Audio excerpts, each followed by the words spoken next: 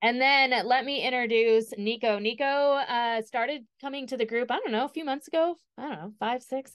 And it has been such a joy to have him in our lovely Zooms. A lot of you have heard in our Zen Zooms, his point of view, the way he thinks. And so when he started saying, I think I might be ready to come in and teach, we were so excited to have him come and join us today. So, Nico, I'm going to pass it to you, and we can't wait to hear what you have to say today. Thanks, Ari, for a very succinct introduction. Wow, you really fired that off. It's really nice to see everybody, and I'm actually really excited to be here to share with y'all. I get so much out of the Zen Zooms, and it's just really lovely to be able to share in this way also. So I've got a lot of information to share today, and as Ari said, this is my interpretation, my view of this topic. This is a really vast topic, and it's hard to condense it all. So I have an intention of condensing it for the purpose of making it spiritually relevant to the way that we practice. So that's going to be guiding the way that I share. But there are many views on this topic, and lots of information outside of what I'm going to share. So I encourage you to research for yourself. Um, it's a really great thing to be learning about. A little bit about me. It's hard to kind of give myself a name. I consider myself a spiritual friend. That's how I like to be in the world.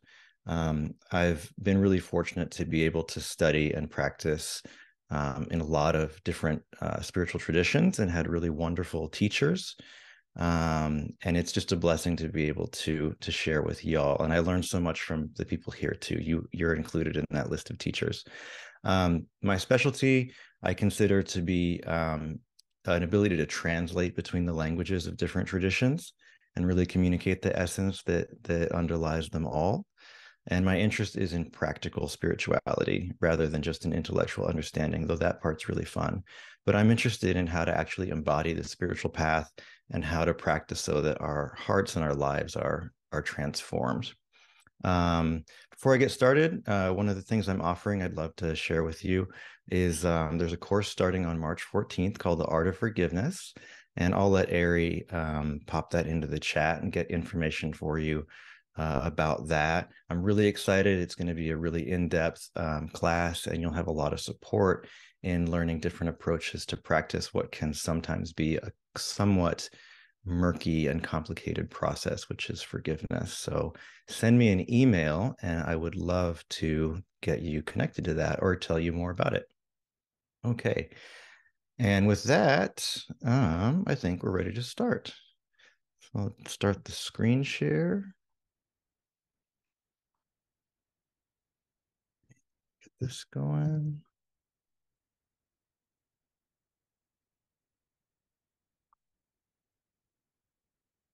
And here we go. So the term near-death experience, I'm going to refer to that as an NDE from now on. It refers to a collection of experiences that are quite remarkable by people who've had a close brush with death or who have actually been clinically dead. This could be for a span of a few minutes or up to several hours, in rare cases, even days. Various studies offer a variable percentage. Um, the estimate is between 17 and 35% of people who come close to death will have an NDE, especially if they've clinically died. This percentage, it doesn't include, so the percentage could be quite higher. Percentage doesn't include a really common phenomenon of pre-death vision. So when people are nearing death, and these are people who pass away and they don't come back, they have very similar experiences to people who have NDEs. And if they're lucid enough, they can communicate them as they're happening. So if these were included, the percentage of people who have NDEs is actually relatively high, 35% or more on the high end. What's interesting, what I think makes these reports so interesting, is that the vast majority of these NDEers, that's what I call people who have NDEs, is that they're everyday people. They're often not very religious. They're not very spiritually minded before their NDE. And quite a few of them are actually atheists. Yet the experiences that they communicate have really striking similarities with spiritual descriptions of the afterlife from around the world and descriptions of mystical experience from spiritual practitioners throughout history. Um, and the bottom line is that the results of having an NDE on the person who has it is usually profoundly life-changing.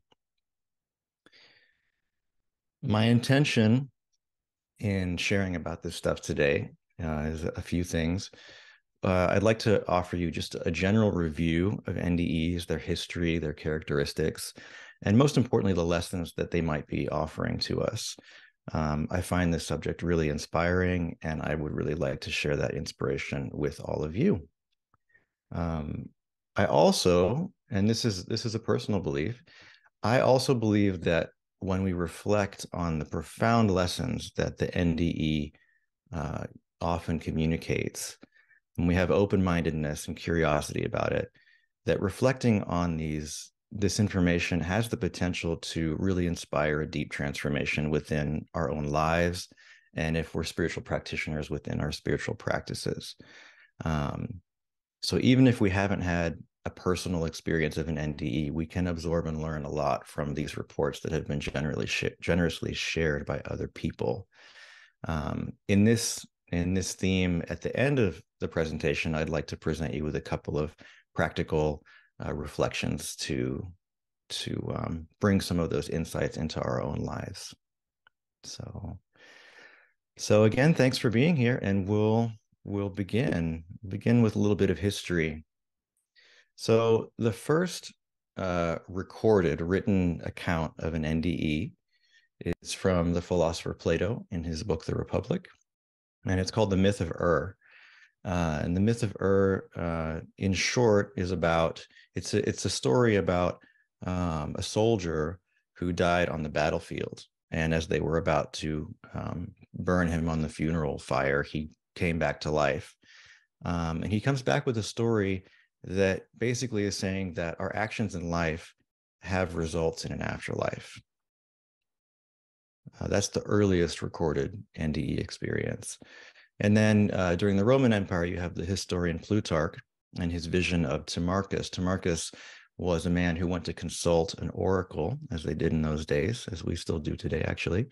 And he falls unconscious while he's inside the oracle and has a vision of the afterlife. And his central lesson was recognizing that awareness of our spiritual nature gets obscured the more identified we become with the body and the personality in earthly life. So these two are the earliest written accounts of NDEs that we have. And we say that because they contain explicit references to people who have died or come close to death and then related what happened. However, there are spiritual traditions around the world that share essential elements with the near-death experience. And it inspires a lot of people to wonder just how much NDEs have contributed to the afterlife beliefs of many cultures around the world and throughout history. And it seems possible, it seems quite likely to me, that varied and diverse traditions around the world are each preserving knowledge that has been gained through people having near-death experiences and encoding this knowledge into religious culture as a way of transmitting its wisdom to people who haven't had it and maintaining that wisdom through time. In the modern era, official research, formal research into NDEs began around the turn of the century with a Swiss researcher named Albert Heim, who had a near-death experience himself. There's many, many people that have researched in the last 100 to 120 years, and we don't have time to go into all of them, but there's some highlights I want to share with you.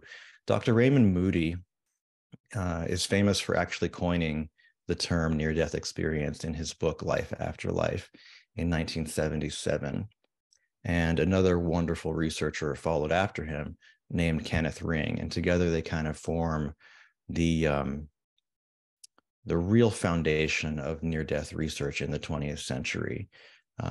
There's many other people, but I encourage you to start here. Another great resource is IANS, the International Association for Near-Death Study. And to this day, you can go on their website, you can read thousands of near-death experience reports. And they are a fantastic resource if you want to plug into an in-person talk that might be in your city, or even watch some of their videos online.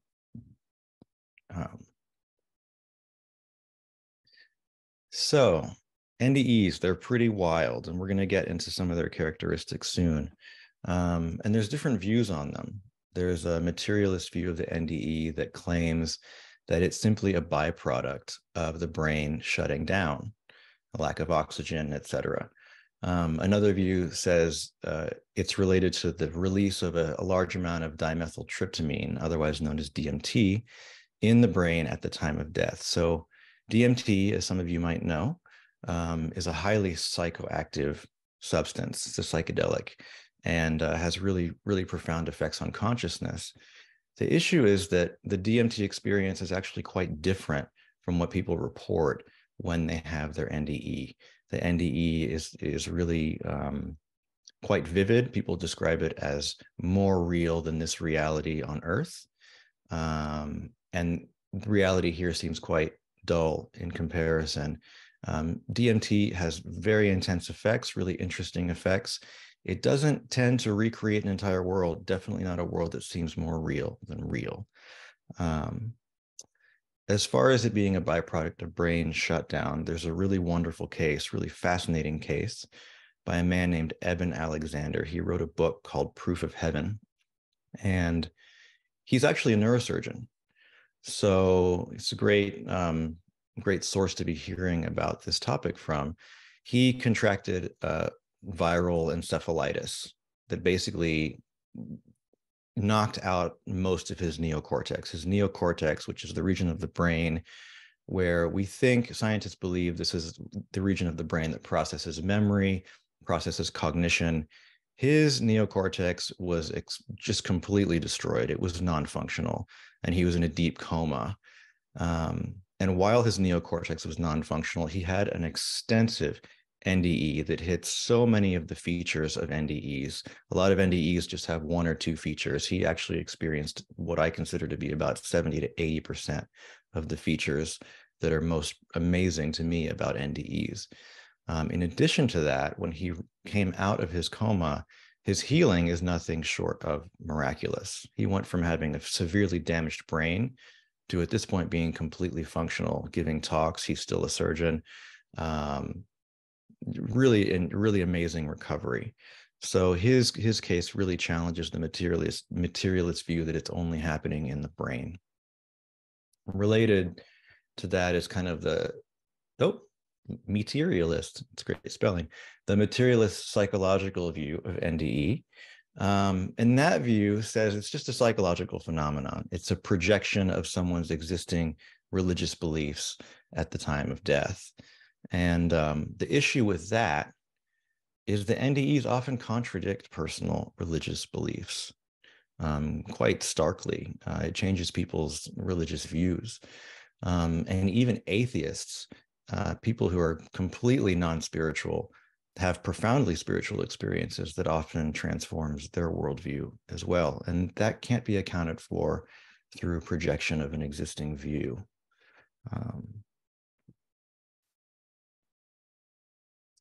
Some of the common NDE elements, by all means not exhaustive, these are the most common elements.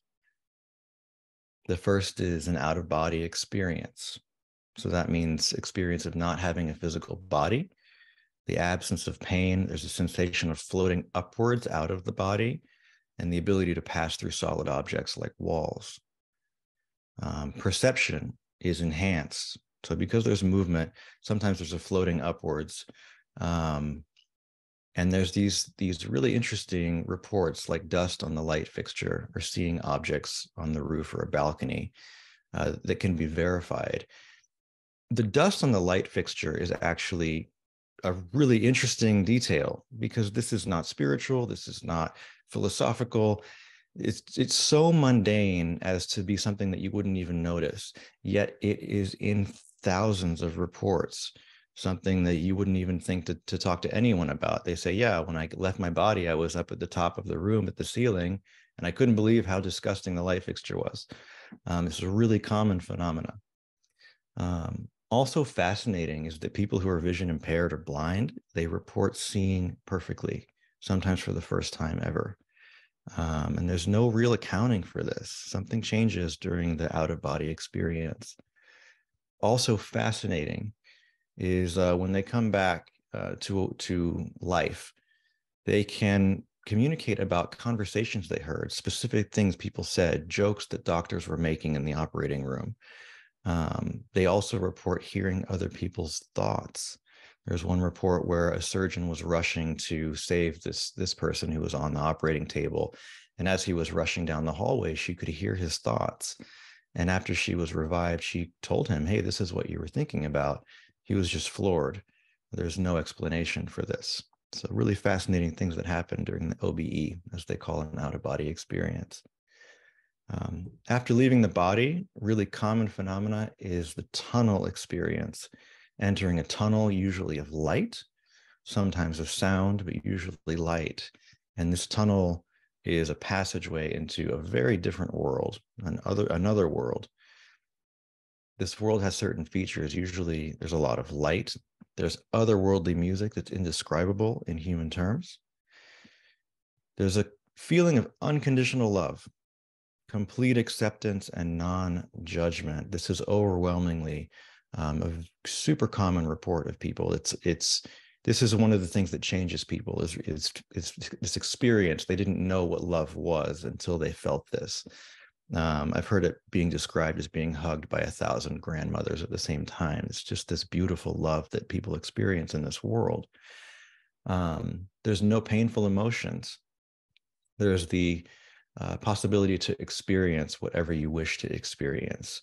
You can travel all over the cosmos, see different worlds.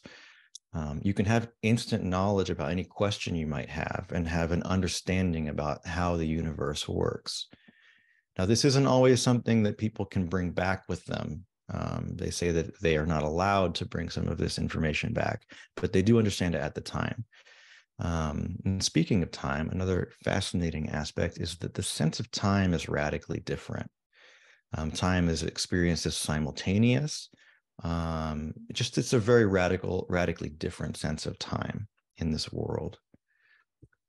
You might wonder if there are hellish experiences in this other world, and the answer is yes. It's the bad news. The good news is that it's such a small fraction, a tiny percentage of the experiences reported, that it's really not something that most people experience. People that do experience it say that it's not permanent, usually, if they are able to complete the experience, and that it's actually a learning experience where they realize the negativity and the poor choices they made in their life had these consequences on their own mind, on their own heart, and they're experiencing the reflections of that now. But by the end of the experience, typically this hellish experience is seen as a learning process and something that's been transcended. Other aspects of the experience is encountering beings on the other side. This is really common, being greeted by your ancestors or loved ones who have died. Even your pets are there. So if you've got if you have pets in the room, those pets they'll be there when you pass, according to the reports. So beings are often described as being made of light. People call some of them angels. Spiritual figures appear. It could be a Jesus, a Krishna, any number of spiritual figures, and lots of other souls. In general, the sense is that when you see these beings, there's a sense of welcome and celebration. Some people describe souls welcoming them with the rounds of applause and cheering because of the difficulty of a human existence. A lot of souls don't even want to come to Earth because it's so difficult. There's a sense of celebration that you've made it through and that you're back again. I find this quite interesting. One of these beings that occurs in almost all NDEs, and is another interesting aspect. It's what I'll call the compassionate companion. So this person might be a spiritual figure. It might be what you consider a guardian angel, but it's a being that greets you and is with you through the experience. It's with the person through the experience, and they're embodying and radiating unconditional love, non-judgmental acceptance, and they become a guide often, and they offer instruction and their particular support during what I consider to be one of the most profound aspects of the NDE, which is the life review. So the life review, really amazing. Life review isn't really quite the word. It's really more of a reliving of the life. So person experiencing the life review re-experiences every single moment of their life from birth to death. And they describe it as it being experienced in two ways: simultaneously, as if it's all flashing at once, and also chronologically, as if they've actually relived their entire life. If they've been alive for 80 years, they have relived 80 years. But because of the way time functions in this other world, they experience it both at the same time. And during this experience, they in particular are guided to become aware of the effects of their life choices, both on themselves and on others. And they can see even the ripple effects of actions that have rippled out from their life. Even their thoughts are seen to have created an impact throughout the world, especially on the people close to them. So as you can imagine, there might be things that are really, really wonderful to see, ways that you made wonderful choices and benefited others and created joy. But at the same time, like most, if not all humans, we make mistakes, and it can be very difficult, often very difficult, to re-experience and understand the implications of our actions and choices on ourselves and on others and on people we might not even know. But while it's difficult, it's also deeply healing. It's described almost universally as a healing experience, as a learning experience. There's three main perspectives that happen during the life review. You relive the experience as yourself. You see it also as an outside observer might see it, a neutral observer.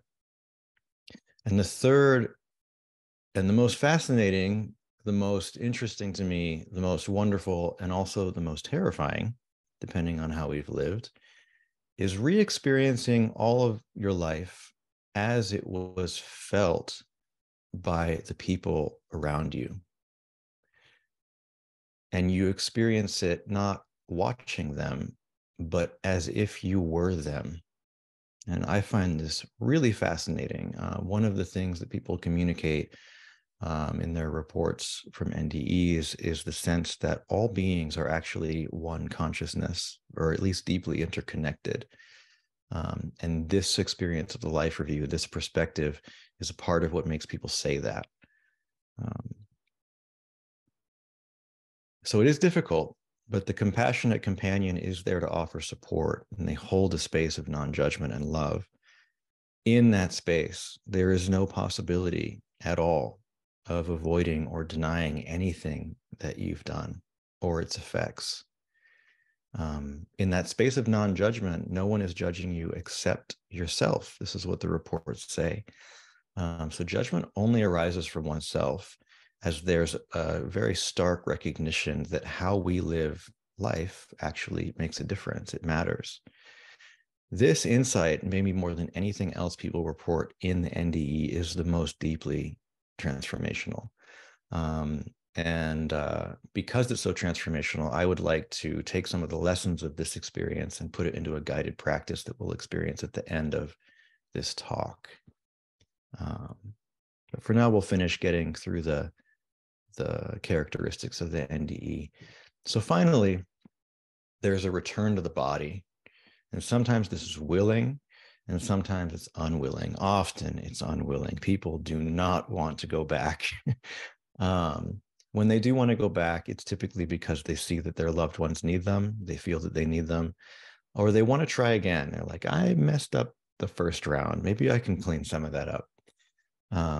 And when they're sent back unwillingly, they're often told that their mission or their lessons have not been fulfilled. They have more to do.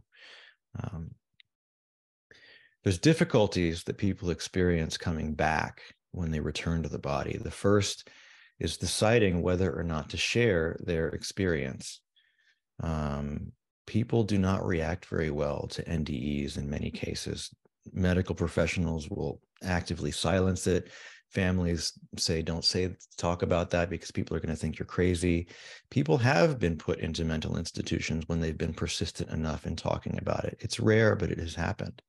So there's a fear of sharing their NDE with other people. And this can be difficult when the people closest to you, you want to share your life with them. There's also the difficulty of experiencing a depression. As I said earlier, the other world is described as more real than you can imagine. And returning to this world with all of its pain and difficulties and struggles feels not only unreal, but also just gruelingly difficult. And there's a longing to return to that other realm. So, what happens to people after their near-death experience? This is getting into the way people are transformed. We'll start with some basic things. The first near universal transformation is losing the fear of dying. And the second is belief in an afterlife. And a close third is a belief in reincarnation. This isn't always the case, but in many cases it is. There's a sense that we actually live life after life after life. On the physical level, there's often a healing of the injury or the illness that caused death. Not always, but often, sometimes miraculous healing, the complete evaporation of cancers, really widespread viral infections, just things that obviously can kill you, a complete healing. This isn't always the case, but sometimes the case. On a physiological level, really interesting, these next few things. There's a reduction in some people of their body temperature, their blood pressure, and their metabolic rate. They may have less need for sleep, and they may have quite intense energy shifts in the body for a while after they come back to the body. All of these characteristics, what's interesting to me about them is that they are similar, if not identical, to characteristics in many people who've been meditating for a long time. So sincere spiritual practitioners, particularly meditation practitioners, have these same phenomena happening in their systems. But people who've had NDEs are not frequently long-term meditators. These energy shifts in the body in terms of yoga have been referred to as kundalini, as related to what's described as kundalini, energy moving through the body. Psychologically and emotionally, there's a feeling, typically these effects last a few months, a year, sometimes longer. But at least initially, there's just a feeling for days, weeks, months that all is well, feeling of complete safety. I mean, if you're not afraid of dying, what are you afraid of? There's self-acceptance, self-confidence, and a really deepened compassion for oneself and for others. There's some difficult things, as I mentioned before, that depression, that longing to return. But overall, the overall sense is that there's a pretty nice emotional tone after an NDE. Here's the interesting stuff. Psychic abilities demonstrated by people who have had NDEs. It's common to see expanded awareness, a paranormal sensitivity that includes seeing energy, seeing auras, sensing or feeling chakras, and a premonition or knowing the future, being really clear that certain things are going to happen in the future. These abilities can be short-lived. They can happen for a few days, a few months, a few weeks. In rare cases, they extend through a lifetime, but that does happen. And they're not always present. They sometimes, as anyone who's done any psychic work, sometimes it's there, sometimes it's not. But people say that before their NDE, they definitely did not experience these things. On a similar vein, there's healing abilities that come with the NDE, frequently, not always. And that's the ability to heal others, particularly through touch, or healing with light that flows through the person, through their body. The person's actual presence can become healing. So people who are sick, emotionally or physically, just being in their presence relieves their symptoms or even cures their illness.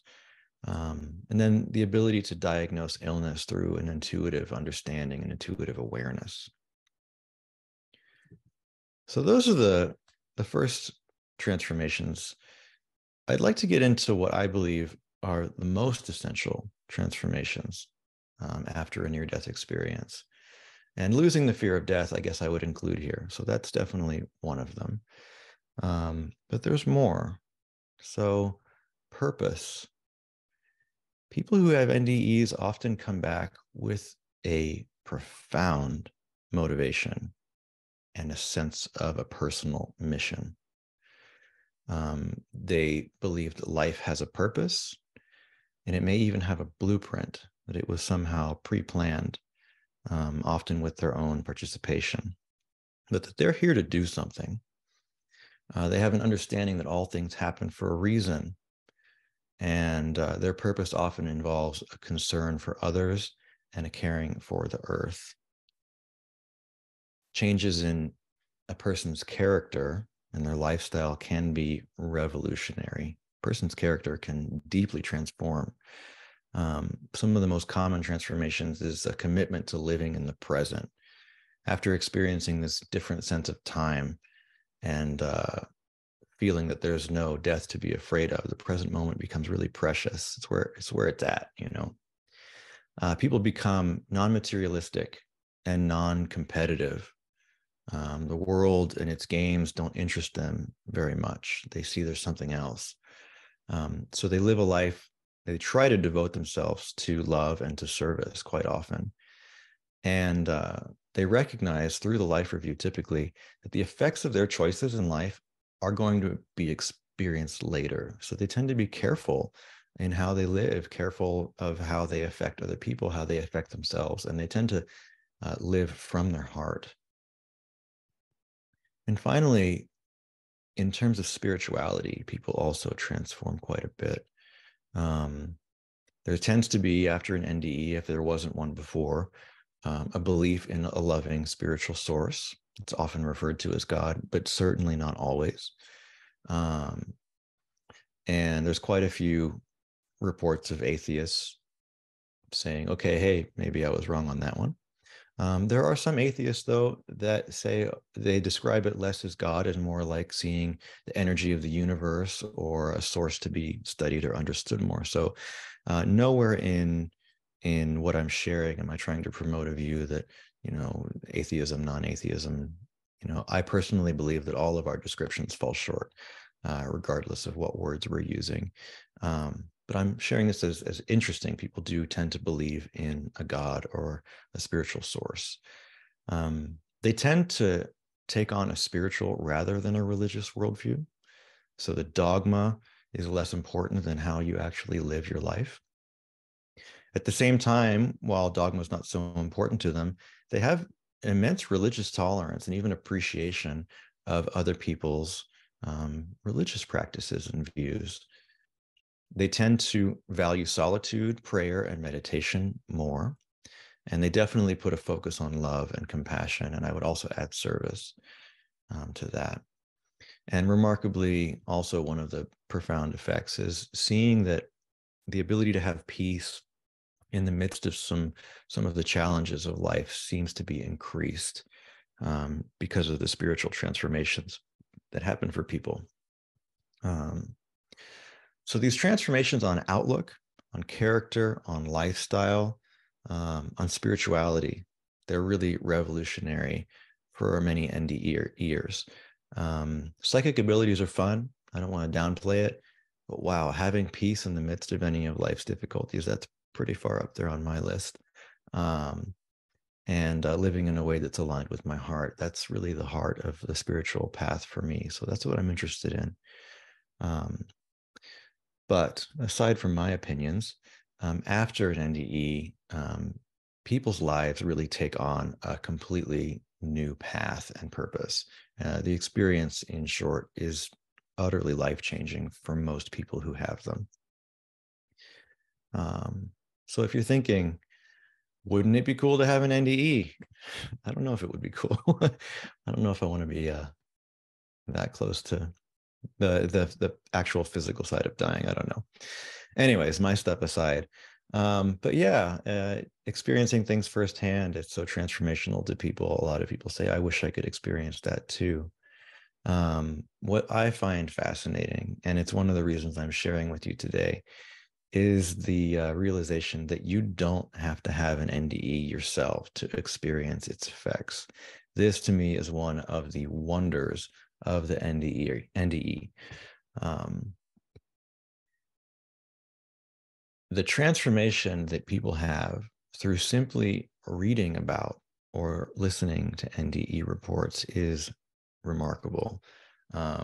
I've described it as going to NDE church, just going on YouTube or going to IANS and reading. The inspiration is tremendous. These reports bring people comfort. They bring people inspiration in their lives, their spirituality. And I think this accounts for the boom in interest in NDEs in recent years. It's not just because it's interesting to think about, it's because it changes people's lives to integrate these experiences into their consciousness, the implications of them. They've even been used, NDEs have been used in suicide prevention programs effectively, quite effectively, because the lessons of the NDE can really show people, hey, you know, it's not going to work. One, you might have to come back, and you're going to have to learn your lessons anyways. This is a typical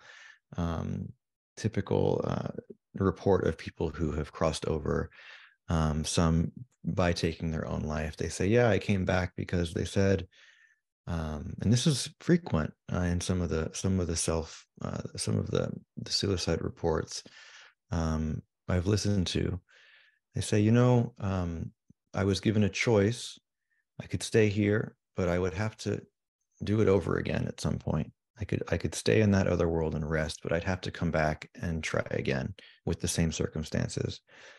Or I could go back now and just finish this life and make the best of it and learn the lesson this time. So I share that conscientious that might be a challenging subject for some folks to hear about, but I hope you hear also the inspiring side, that what's being reported is basically like, hey, life is difficult, but you can get through it. And the other side, the other world believes in you and knows that you're going to be able to. So these lessons really have helped in suicide prevention programs. So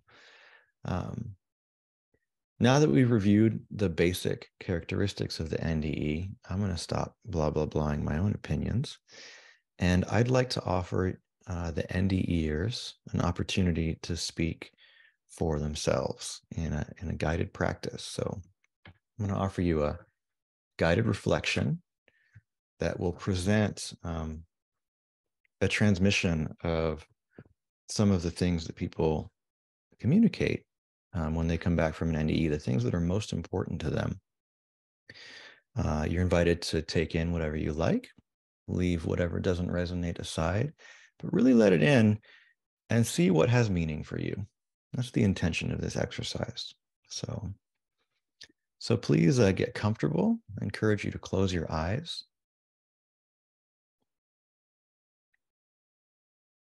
And these messages are quoted from actual NDE reports. Sometimes they've been paraphrased for the flow, but all attempts have been made to preserve the meaning in the message. But these are by most of them the great majority of them actual quotes from NDE reports. so, so sitting comfortably with your eyes closed, just open up and listen, take in what resonates. Our source and our true being is unconditional love. Home is not a place, but a state of being. Home is heaven.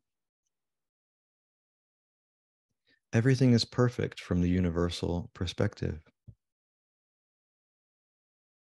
We aren't really here in this world. We are essentially spirit. This world is a dream. Life has no beginning and no end. Time isn't linear. Everything happens simultaneously. Time only appears linear in the physical world.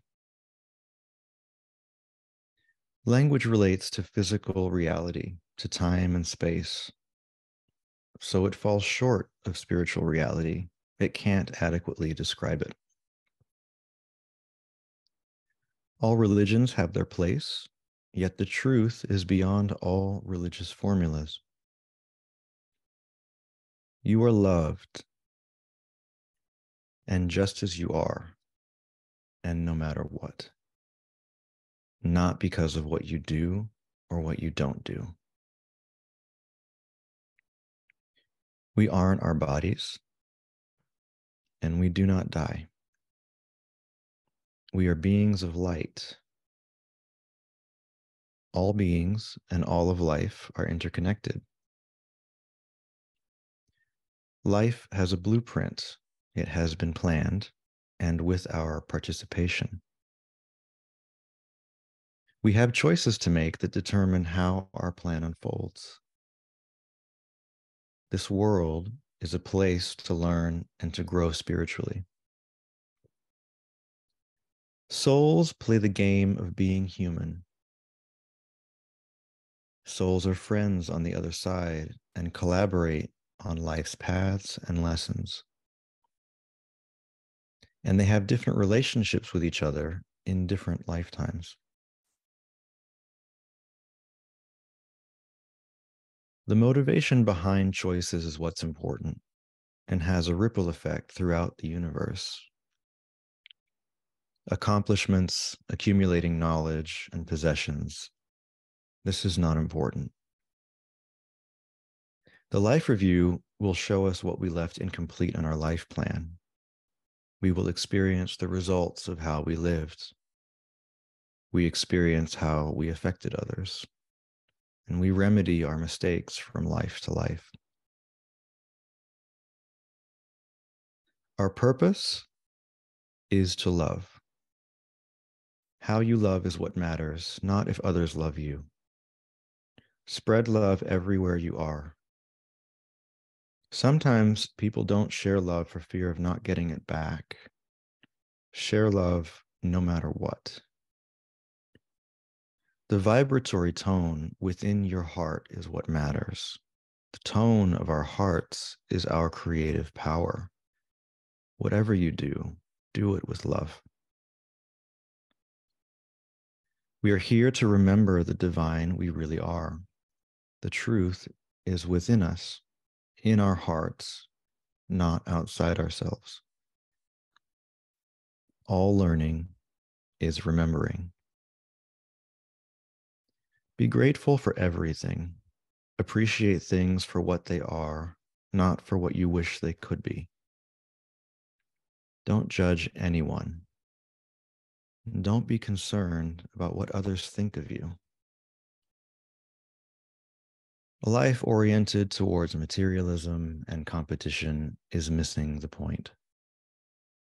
Love and learning is why we are here. Awareness is the key to freedom. Peace begins within. Love begins within. We are each the light. Join your light with other lights. We are here to bring the light into the world. Remember, love is what we are.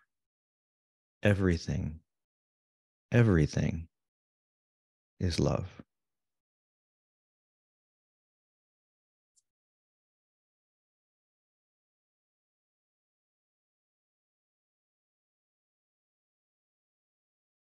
So take a moment and maybe take a breath and reflect on all of those messages and see what resonates and how it touches your heart, what the experience is like to hear that.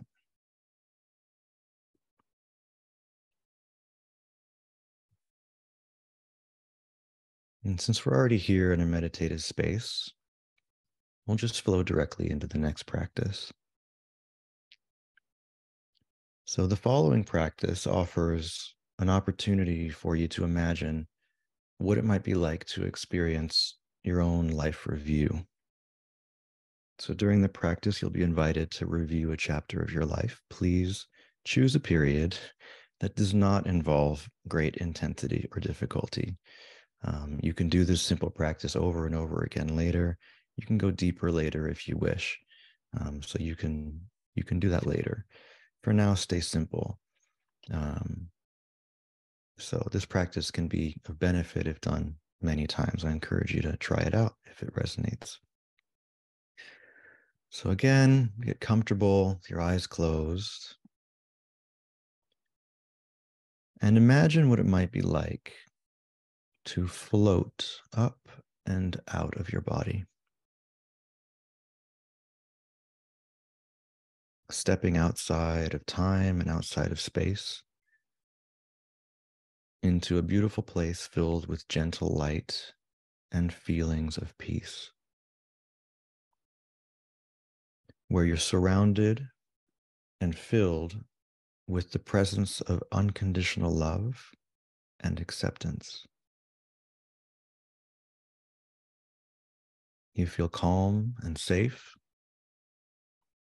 Your heart is restful and content. And your mind is quiet and open.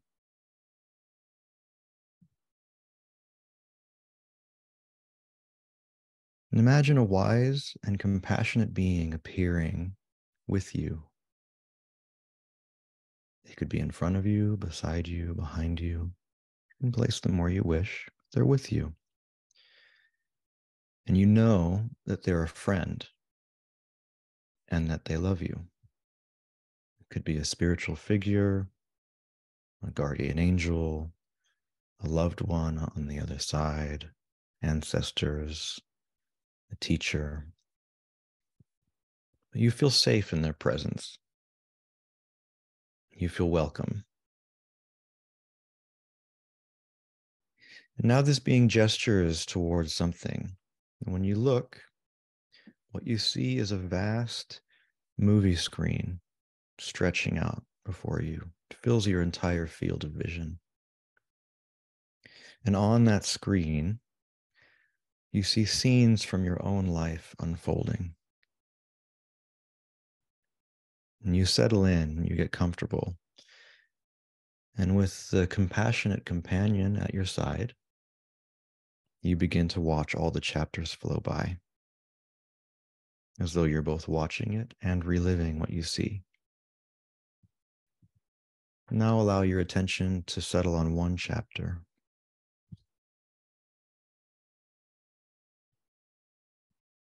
And see it play out as though you were an outside observer. You can watch your character and the other characters in the story.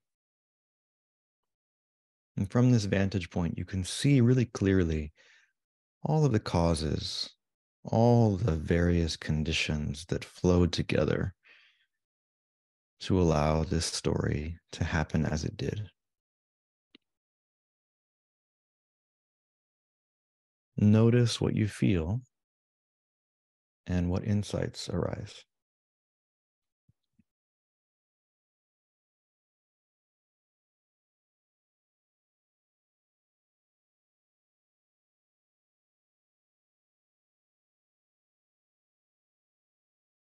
Now, returning to the beginning of the movie, now experience the same scene from the inside as yourself, as though you were reliving it directly. And watch with a refined awareness of your own emotions, your attitudes, your intentions, your thoughts, your words, and your actions.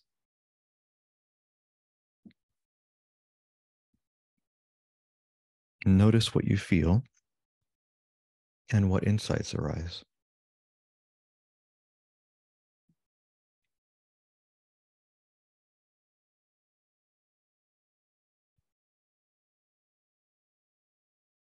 Now, replay the movie one last time. And this time, if you feel comfortable, imagine experiencing the scene from inside the perspective of the other people in the situation,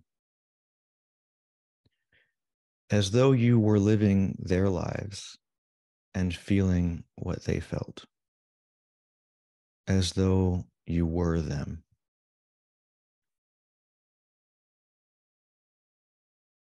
Noticing how your thoughts and your words and your actions might have affected them, sometimes in joyful ways and sometimes in difficult ways.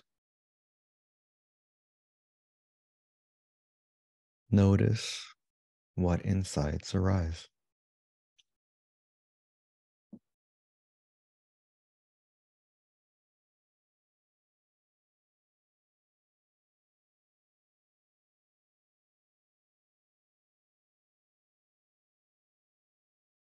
And now you can step back, stepping away from the movie, and return to your compassionate companion and check in with them. First of all, soak in the unconditional love and the unconditional acceptance that they have been holding you in throughout this process.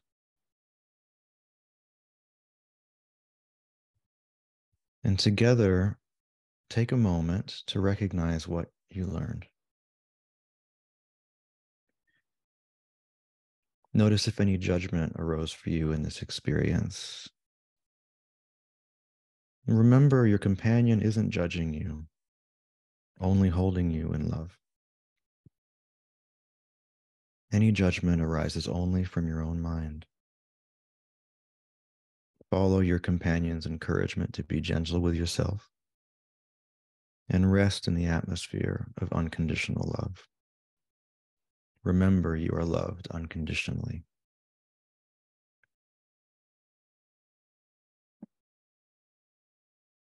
Now you can bid farewell to your companion and take a deep breath and feel yourself returning to your body, grounded and calm.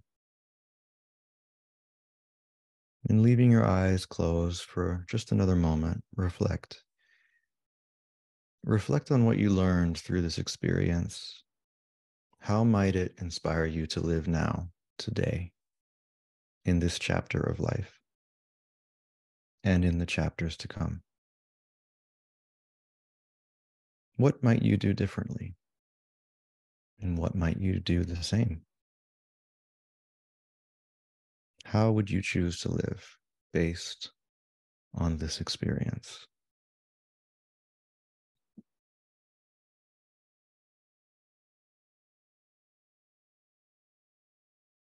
And when you're ready, you can open your eyes and return to the room. Thank you for practicing with me. And I look forward to hearing a bit about some of your experience if you're willing to share. Before we transition to discussion and questions, I want to put a slide up here. Just some resources for further study. If you want to grab a screenshot of that, it might be easier than photographically remembering it all. But these are some great resources just to scratch the surface of this really fascinating phenomenon. The YouTube channels are great, and all these authors are great, and there's dozens more authors that just don't fit on the screen. So thank you very much. I'm going to stop the screen share, if it will let me. And we're back. Look at that. Yeah, thank you so much. And I'm happy to open up to questions or discussion or opinions or reflections on the practices, anything you want to talk about. Let's do it. All right. So just a reminder, we've got a list of questions here. If you have a question, go ahead and put it over in chat. Excuse me. And we'll make sure that we add it in here. I do want to say that some of the questions are touching on some hard subjects. So talking about death is hard. Talking about suicide is hard. All of those things. Please take care of yourselves first and foremost. If you need to step out because something's triggering you, we send you with love, and we encourage you to do that. So just want to warn you all there as we go into this. First question we had, going back to the very beginning when you were talking about some of these things, someone asked, would Hitler have experienced the suffering of the millions that he caused harm to? I think if there's one question that gets asked more than any, it's that one. And yeah, the reports that I have read and heard say that that we do experience the results of our actions. It is in a space of deep compassion. And cases which are rare, such as Hitler, I've heard some people say that they actually have extra help to process through that, because the weight of the weight of what they've done is just so huge. But I think when I hear that question, I hear an undercurrent of some other questions, and it relates to things like justice. And what people say, some people say, is that justice isn't what we think it is on earth, which is often quite revenge based and punishment based, or reward and punishment based. That that on the other side, it is pure unconditional love. There's no rewards, there's no punishment. There are only the results of our own choices. And through the processing of the results of our own choices, we learn from them, and those results are not permanent. There's not a permanent bad place you stay in forever. This is mostly what I hear from reports. So what I find fascinating is that someone like Hitler, give them a million lifetimes and maybe they could be a Jesus. That nothing is set in stone, that it's all a learning experience, and that ultimately we return to love, is my understanding. And I want to say, as I answer these questions, and as I gave this presentation before, that NDEs are vast. And this is my distillation of what seems to be the main river of experience and interpretation. There's all kinds of side tributaries and creeks that come off that are very different. But this is what I find is the most useful as a spiritual practitioner, and what is, to me, the heart of what most NDEs are communicating. So yeah, I hope I answered your question. It's a tough one. Yeah, for sure. Okay. Then we had a comment that would like some clarity on from Shirley. I'm going to read the comment, and then if you'd like clarity, Nico, please let us know and we can have Shirley unmute. So on the third perspective of a life review, which was feeling what others felt, which I think lots of us like flinched audibly there. This would seem to be in conflict with the people pleaser or others' expectations. So can you go into that a little bit more about, Shirley, are you asking what someone might experience there? Oh, let me ask you to unmute. There we go. Well, I guess what I'm saying is it would be like, whose judgment is it for us to look at ourselves? Because we would have to take in, or that person, God, spirit, would have to take in consideration of our conditioning. And it's like it's a slippery slope. It's not my job to to meet your expectations of what you think I said or what you think I did. It's none of my business what you think about that, because maybe it wasn't my intention. Does that make sense? Yeah, it absolutely makes sense. And my understanding is the word that you just said is your intention. The intention is the guide to the result of the action. That's actually, I think that's actually a really great question. Um, from my understanding, it's the intention behind what we do. Um, and if our intention is good and it has effects, we will see the effects. Like that other person might have taken it as an offense, and we'll experience that, okay, they took it as an offense, but it won't be with the weight of if we actually tried to say something that hurt someone else. There's a different valence to it. And this is all just from reading and listening to reports and talking to people. I have not had an NDE, so take everything I say with a grain of salt. But from my understanding, it is the intention. Yeah. all right. Thank you. All right. Thanks, Shirley. Then we have a tough question. And again, trigger warning here. Are there any known instances of people who commit suicide after having near-death experiences? That's really interesting. I don't want to say it has not happened, but I can't recall any at the moment. So I guess I'm kind of passing on the question because I don't know. I don't know. Fair. We'd rather have an I don't know than something made up. So thank you for passing on it. How do they verify that people have actually had an experience? Because there are lots of hoaxes and things like that out there. Yeah. So people who have had NDEs, they're often not just a stranger on the internet posting. They're like your sister, or it's the people that they're communicating these reports to. Like they're people. Why does someone who is dying of cancer in a cancer ward and they just want to get through and survive, what would motivate them to just make up a story? A lot of NDEers, as I said, don't want to share because they're afraid of people's responses, and they certainly don't want publicity. Their doctors often shame them, their families often shame them, so even sharing this is difficult for many people.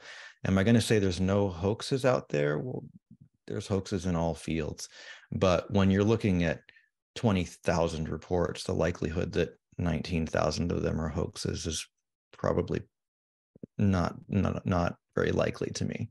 Yeah. Okay. Thank you. Then we had a private question that came in that was asking about if this happens to someone who is younger, do you know of instances where they don't acclimate it to their world until later on in life? Like they don't follow those rules or those lessons until later on? Absolutely. In fact, I've read and heard many experiences where people will have this experience early in life or even sometimes later in life, and it takes them years to wrap their mind around what they experience because again, with the difference in the experience of time, how different the other world is, digesting the lessons of what they experienced, it takes some people a long time. And often they have to meet with other people who've had these experiences to even get a grasp of what territory they're dealing with. So yeah, it can sometimes take many years, even a decade or more. Okay. I'm waiting for a question to be reworded right now. So if you put one anonymously to me, please check the chat because I don't understand the question. But Nico, what was it that drew you into, like, sucked you into this? Like, what part of it is really the most that resonates with you? What drew me into this? I think two things have been with me from very early in life. Spirituality has definitely been with me since childhood. I also experienced my father became ill when I was a teenager, and he passed very quickly of a neuromuscular degenerative disease. And it really launched curiosity about death and dying. It took some years to process, but I don't know. I feel like this is my view, but my experience is that most spiritual practitioners, most people interested in spirituality, um, there's not a way to avoid the question of mortality, and there's not a way to avoid the question of consciousness and the nature of consciousness and all of these topics. So I feel like hearing about NDEs on its own resonates with that interest, spiritual interest. And then they're just so freaking interesting. Like, it's amazing. It's amazing to hear. What I find fascinating about them is that the people who are telling these stories are not yogis in the Himalaya sitting in a cave coming back. And I love those stories too. What I find fascinating is that this is Aunt Sally, who runs the salon over on Fourth Avenue, and it doesn't have a religious bone in her body, and is communicating these experiences that are profound. And that's what's fascinating to me, is that it's kind of like democratizing spirituality. It's getting straight to the point, without any of the religious structuring around it. It's like a direct line to spiritual insight. So I Okay, hope that thank you. answers the question. Sure. Have you heard of shared death experiences, and do you know how common they are? I have heard of shared death experiences. I do not know how common they are. For those of you who haven't heard of that, a shared death experience is when someone dies and someone has a shared experience of what happened for them. They may be in the same room, they might be distance apart. Usually it's a close friend or a family member, and they experience crossing into another realm, into another world with this person, seeing where they are, and coming back. So this is a new topic. It's getting more publicity. It's getting more people are studying it now than I've seen in the past, but I don't know how frequent they are.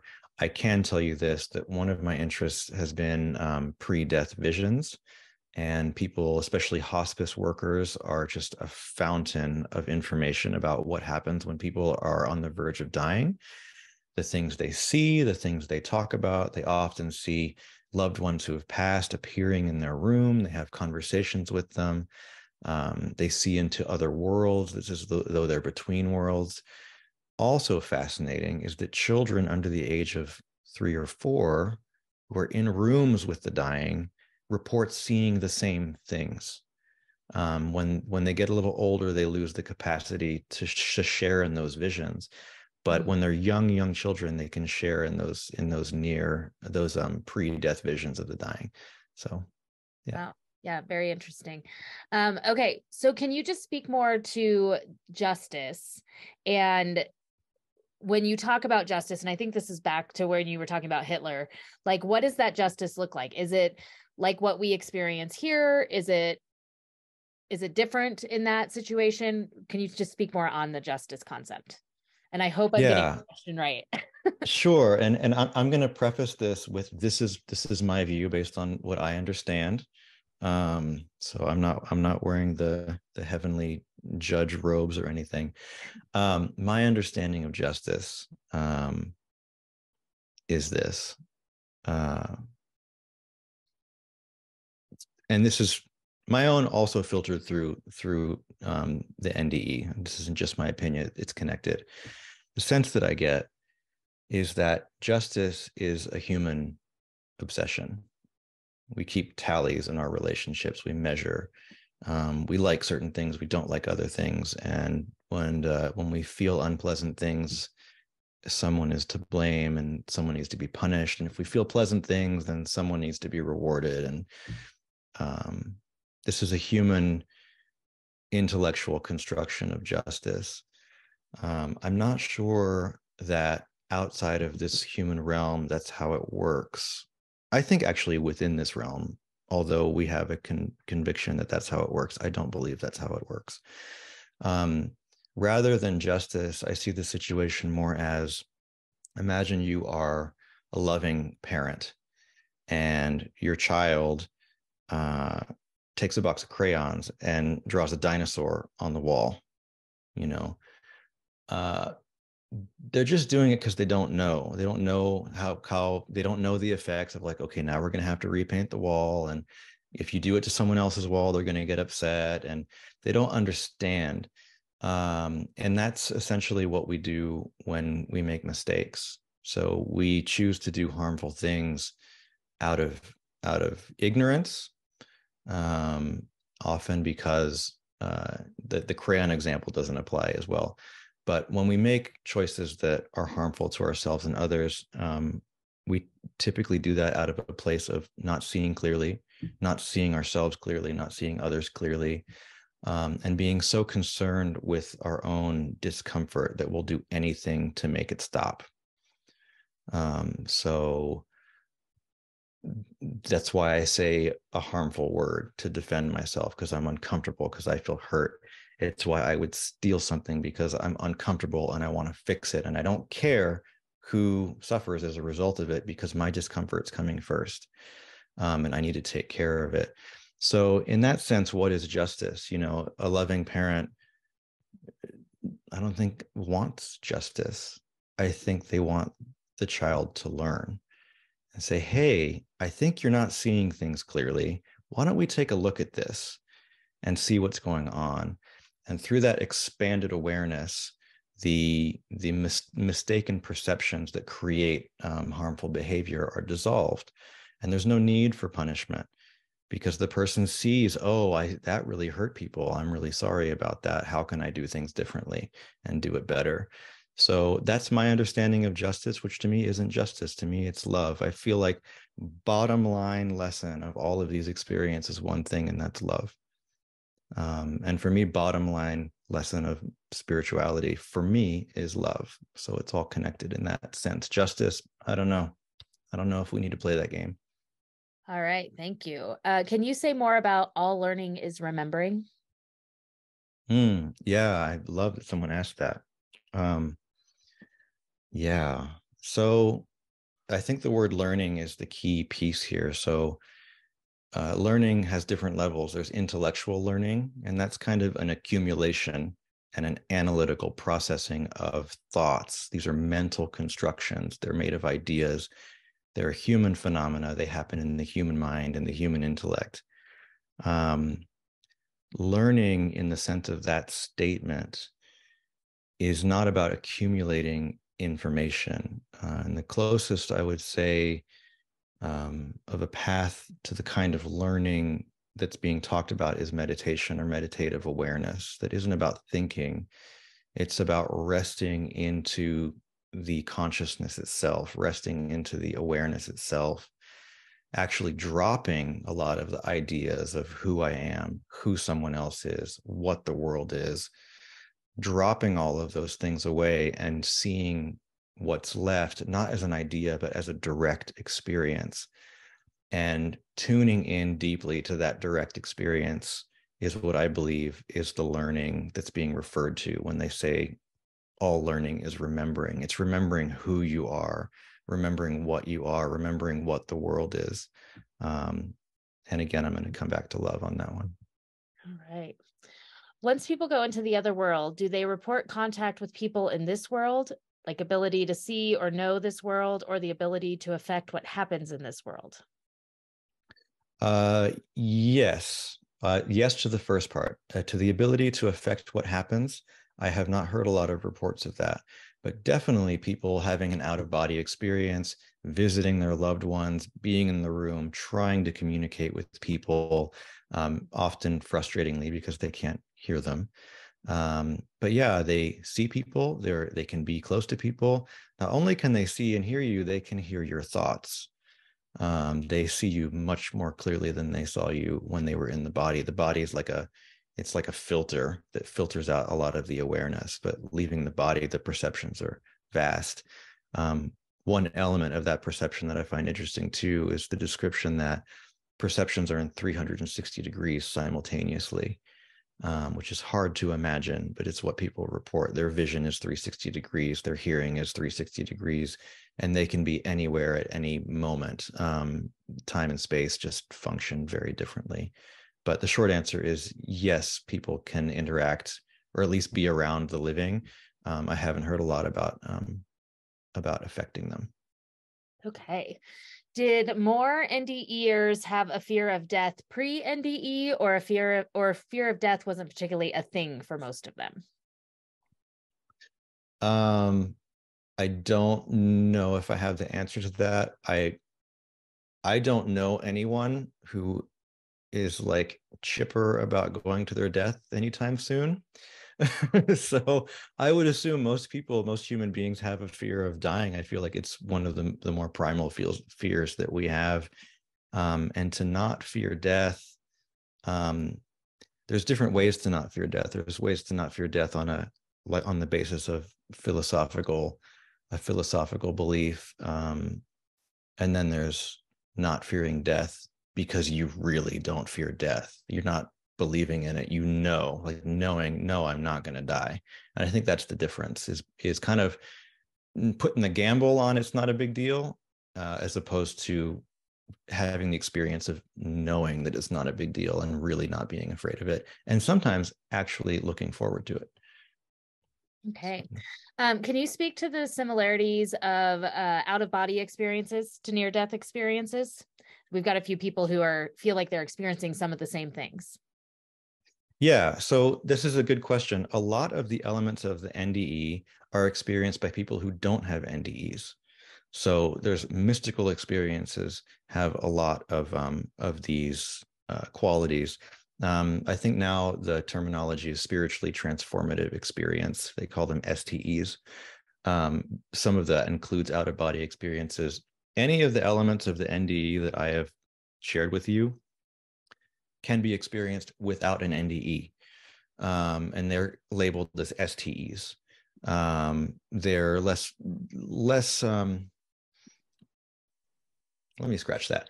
Yes, you can experience those without the NDE. Out of body experience is a common one actually to experience. Yeah. Okay, let's see. I'm going through. We've got some people who are sharing about that kind of experience there. In the NDE world, like with the experts in that, is there like this is an NDE and this isn't? So like, for instance, there's a person who had an experience where they felt like they had an out-of-body experience during like a medical procedure.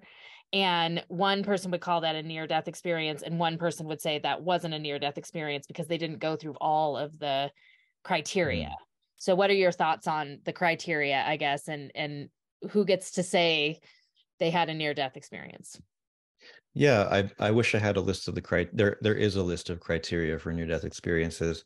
And I think that meeting that criteria, it's any of those elements being present. The thing about, so there's different approaches to research, and with something for some people as controversial as near-death experience studies, there's two basic approaches that I see. One is the attempt to prove something, and the other is the attempt to learn about the phenomenon.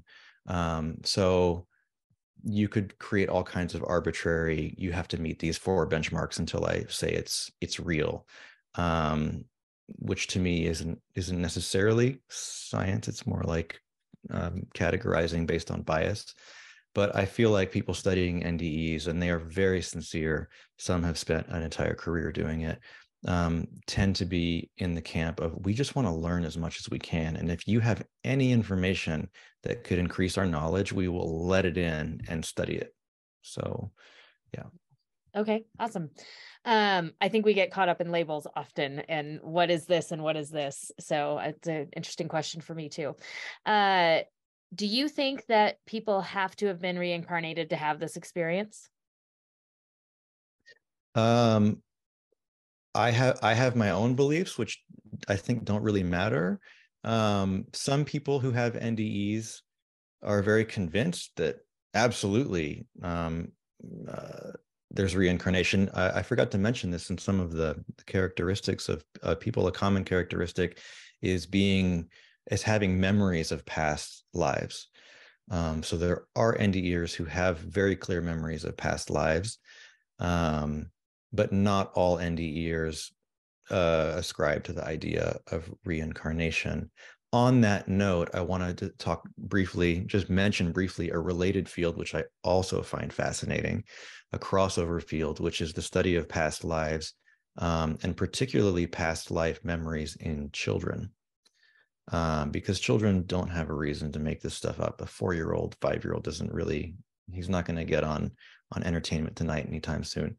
But they describe very clear descriptions of another world that match very closely to the descriptions of the other world in near-death experiences. So what's the guy's name? It's slipping my mind. Tucker, I want to say it's Jim Tucker, has some books on that. He's at the University of Virginia, and he's published several books on this. Yeah. Okay. Well, we're getting close to the end of our time, but I wanted to ask you to talk a little bit more about the course that you're offering, because I know this is an exciting first time offering for you. So could you share a little bit about what the plan is for that and what people could expect if they were looking at it? Sure. Thanks, Ari. Thanks for making time for that. I think I would have forgotten. Yeah, so I really love sharing this kind of stuff with people. The NDE topic is to me kind of technical and just fascinating. But what I really enjoy sharing is actual spiritual practice, and that's in the field of meditation, yoga, contemplative practices, just general spiritual well-being and life well-being. It's been the focus of my life for a really long time, and this course that's actually going to start on the 14th, so soon. It's called The Art of Forgiveness. And I see forgiveness as an essential spiritual practice, and it's just essential life skill. If we can't forgive, life gets real miserable real fast. And unfortunately, we often haven't learned how to forgive. And forgiveness is this big murky word. Like, what does it mean? It has these loaded religious connotations. It has these loaded connotations of like punishment and reward and manipulating someone by withholding your kindness from them, and all these things get loaded onto forgiveness. And the purpose of this course right up front is to dispel a lot of the murkiness around it and get really clear on what it means and on how to do it. Forgiveness is not one thing that you just truck along. You do one thing, you hit a button, and it's done. It's kind of, you're unraveling like a tangle of mental processes and feelings and fears and hopes and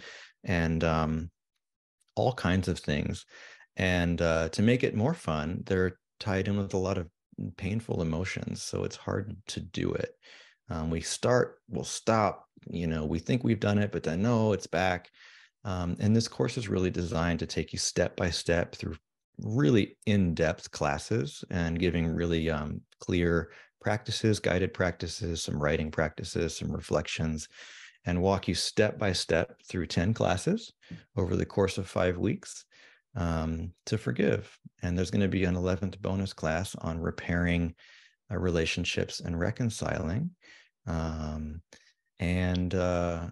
Classes are going to be recorded, as it says in the note.